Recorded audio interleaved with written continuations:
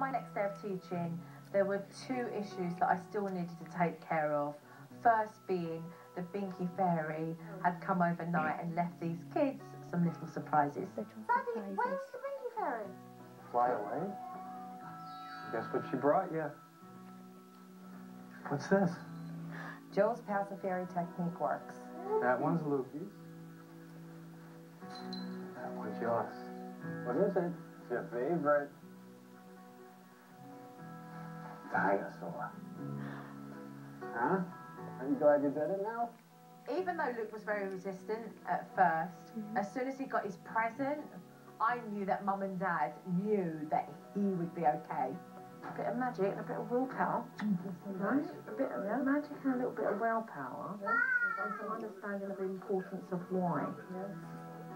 Look at him, happy as Larry. And I thought it was going to be much worse, and it wasn't.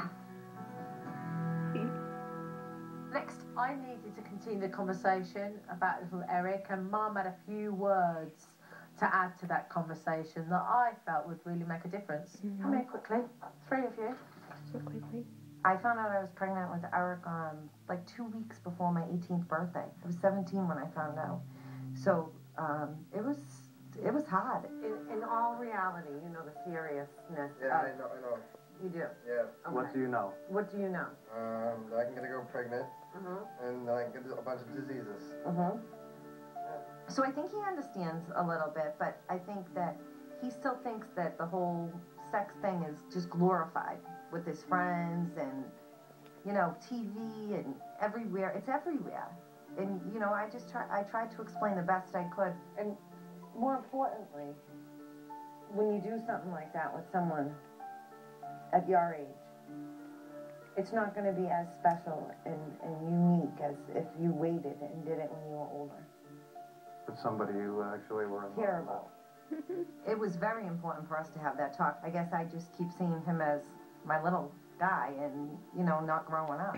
I think it would be irresponsible for you to participate in sexual activity at your age.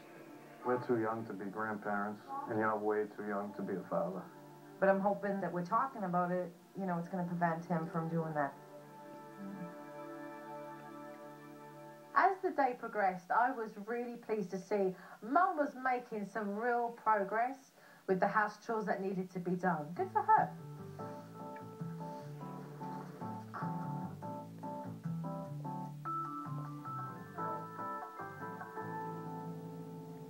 Before I leave though, there is one more issue that I need to take care of, and that's Luke and Lily's sleeping arrangements.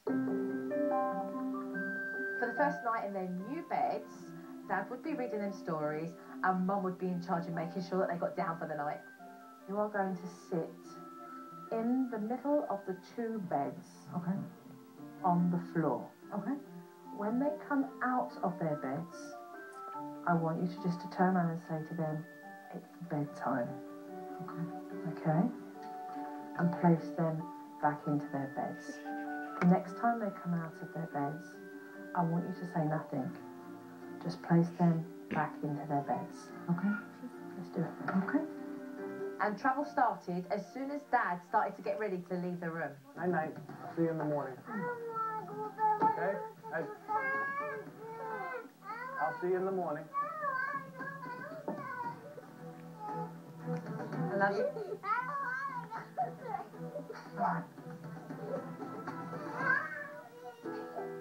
Mum sat on the floor in the bedroom and I sat nearby so I could coach her. No, not out of the bed. Right now. You're talking, no talking. Just resume position. In the bed. As a mom, you want to comfort them. So it was really, really hard not to turn around when they were crying and say, you know, Mommy's right here, you're going to be fine. And then when Lily got out of bed, Luke saw this opportunity to leg it out the room.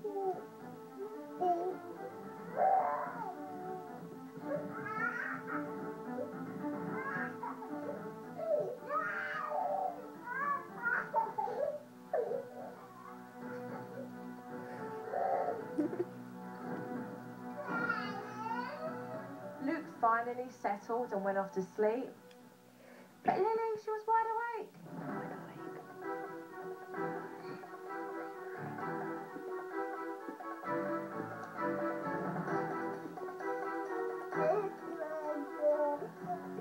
like when you're sitting there that it's never going to end, but it did.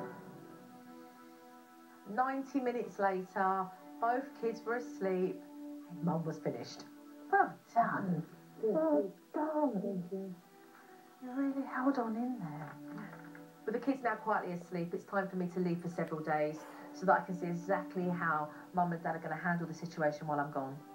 I'm going to make tracks off for just a few days, leaving you guys to follow through with the techniques. Okay. I am a little nervous about her leaving and not being there with us to kind of guide us through. You're welcome, okay? We're going to make mistakes. We're going to still do things the wrong way, but we have to learn to do it without Joe now. Be careful.